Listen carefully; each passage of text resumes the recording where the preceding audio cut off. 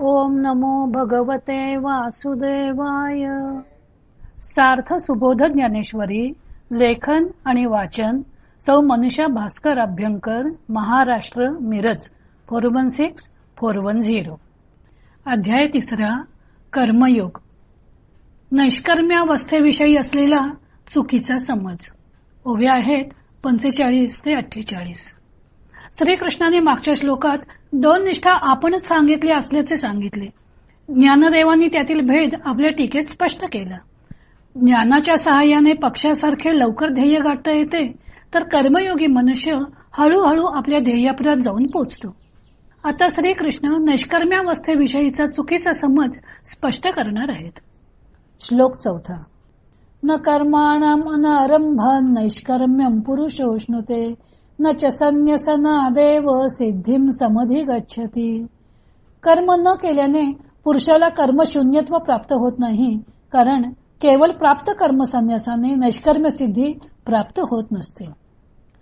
वाचवणी कर्मारंभ उचित न करिताची सिद्धवत कर्महीना निश्चित होई जेना. शिवाय योग्य कर्माचा आरंभ न करताच कर्महीनाला सिद्धाप्रमाणे निष्कर्म निश्चयाने होता येणार नाही. का प्राप्त कर्म सांडीजे ये तुलेनी नैष्कर्म्य होईजे. हे अर्जुना वाया बोलीजे मूर्खपणे. किंवा अधिकार परत्वे आपल्या भागाला आलेले कर्म टाकून द्यावे व एवढ्यानेच निष्कर्म व्हावे, हे बोलणे अर्जुना व्यर्थ व मूर्खपणाचे आहे. सांगे पहिलं तिरा जावे, ऐसे व्यसन का जेथ पावे, तेथ नावे तेथे जावे घडे केवी. जेथे पलीकडील तीराला कसे जावे अशी अडचण पडली आहे, तेथे होडीचा त्याग करून कसे चालेल बरे. ना तरी तृप्ती इच्छिजे तरी कैसेनी पाकू न कीजे, की सिद्धू ही न सेविजे केवी सांगे. अथवा जर भोजनापासून तृप्तीची इच्छा करायची तर स्वयंपाक न करता कसा चालेल, किंवा तयार असलेला स्वयंपाक न सेवन करता कसा चालेल सांग बरं. ज्ञानयोग व कर्मयोग हा मोक्षप्राप्तीचा द्विविध मार्ग आहे, असे मागच्या श्लोकात भगवंतांनी सांगितलं. आता कर्मत्याग केला की नैष्कर्म्यावस्था प्राप्त होते, असा जो लोकांचा समज आहे तो किती चुकीचा आहे हे भगवंत स्पष्ट करणार आहेत. भगवंत अर्जुनाला म्हणतात की कर्मच केले नाही की मनुष्याला नैष्कर्म्यावस्था प्राप्त होते, असा जर तुझा समज असेल तर तो चुकीचा आहे. प्राचीन काळापासून मोक्षप्राप्ती करता ज्ञानमार्ग अवलंबला जात असे.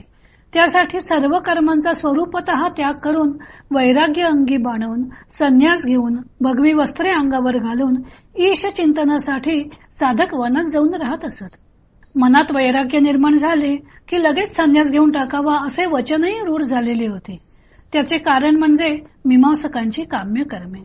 यज्ञ करून कोणतीही गोष्ट प्राप्त करून घेता येते असं त्यांचं म्हणणं होतं. मग पुत्रप्राप्ती असू दे, युद्धात विजय मिळवण्याची इच्छा असू दे, किंवा अन्य कोणता हेतू असू दे, फक्त यज्ञाचे नियम काटेकोरपणे पाळले पाहिजेत. मग यज्ञीय देवता ते कर्मफळ यजमानाच्या पदरात टाकण्यास विवश होते अशी त्यांची समजूत होती. कर्मयोगाचा मार्ग व्यवहारातून लुप्त झाला होता. हाच पगडा अर्जुनावरही होता.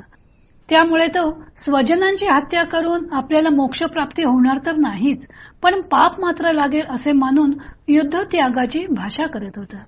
मोक्ष म्हणजे काय, तर वारंवार घ्यावे लागणाऱ्या जन्म मरणाच्या फेऱ्यातून सुटका. ती सुटका होऊन जीव ब्रह्मस्वरूपी ऐक्य पावणे म्हणजे मोक्ष. वारंवार जन्म मरणाचे फेरे का घ्यावे लागतात, तर प्रत्येक जन्मात जी हातून कर्मे करतात त्याची बरी वाईट फळे भोगण्यासाठी मनुष्य वारंवार जन्म घेतो. मग कर्म केले की जर बरे वाईट फळ उत्पन्न होऊन ते कर्त्याला भोगायला लागत असेल तर त्यापेक्षा कर्मच करायचं नाही, म्हणजे मग फळ भोगण्याचे कारणच नाहीसे होईल अशी लोकांची समजूत झालेली होती. म्हणून भगवंत म्हणत आहेत की न कर्माणाम अनारंभात नैष्कर्म्यम पुरुषः अश्नुते. कर्मांना प्रारंभच केला नाही की नैष्कर्म्यावस्था प्राप्त होते असे जर तुला वाटत असेल तर तो समज चुकीचा आहे. किंवा कर्मांचा स्वरूपतः त्याग केला की मोक्षप्राप्ती होते हा समजही योग्य नाही. नैष्कर्म्यावस्था अशी कर्मांना प्रारंभच न करता किंवा कर्मांचा केवळ त्याग करून प्राप्त होत नसते. कर्मसंन्यास मार्गातला पहिला दोष असा आहे की नुसता कर्मत्याग करून नैष्कर्म्य अवस्था प्राप्त होत नाही. नैष्कर्म्य अवस्था म्हणजे कर्माचा अभाव नव्हे, तर कर्म गळून पडण्याची किंवा फलोन्मुख न होण्याची स्थिती. न योत्स्ये असं म्हणून धनुष्य टाकून दिले की नैष्कर्म्य अवस्था प्राप्त झाली, असा जो अर्जुनाचा समज झाला होता तो पूर्णतः चुकीचा होता.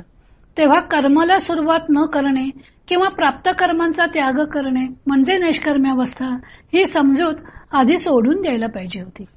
म्हणून ज्ञानदेव म्हणतात की प्राप्त कर्म सांडीजे, येतुलेनी नैष्कर्म्य होईजे. अर्जुना, हा विचारच मूर्खपणाचा आहे. ज्ञानदेव उचित व प्राप्त कर्मांबद्दल बोलत आहेत, हे लक्षात घ्यायला हवं. अर्जुनापुढे जे युद्ध उभे ठाकले होते ते कर्म उचित व प्राप्त होते. त्यांनी 2 दृष्टांतांनी ही गोष्ट पटवलेली आहे. पहिल्या तीराला जायचे आहे तर होडीचा त्याग करून कसं चालेल? कर्मयोग हा पहिल्या तीराला पोहोचवणाऱ्या होडीप्रमाणे आहे असे त्यांना यातून सुचवायचं आहे. किंवा स्वयंपाकच केला नाही अथवा तयार अन्नाचे सेवन केले नाही तर पोट कसं भरेल? पोट भरण्याची इच्छा असेल तर स्वयंपाक केला पाहिजे व त्याचे सेवनही केले पाहिजे. तसेच नैष्कर्म्य पद प्राप्त करण्याची इच्छा असेल तर प्राप्त कर्म केले पाहिजे असे ज्ञानदेव सांगत आहेत. नैष्कर्म्य सिद्धी करता प्राप्त कर्म सोडणे मूर्खपणाचे आहे असे येथे म्हटले आहे. त्याचप्रमाणे सांडी हे मूर्खपण, उठी घेई धनुष्य बाण, संग्रामी हे कवन कारुण्य तुझे. या ओवीतही युद्ध प्राप्त झाले असता ते करुणेने न करणे हे मूर्खपणाचे आहे असे ज्ञानेश्वर म्हणतात. त्यावरून ते प्राप्त कर्मे करण्याला किती महत्व देतात ते कळून येतं. आता पुढे भगवंत मनुष्य प्रकृतीच्या हातचे बाहुले असल्यामुळे त्याला कर्म करावेच लागते हा मुद्दा मांडणार आहेत. तो भाग आपण उद्याला पाहूया.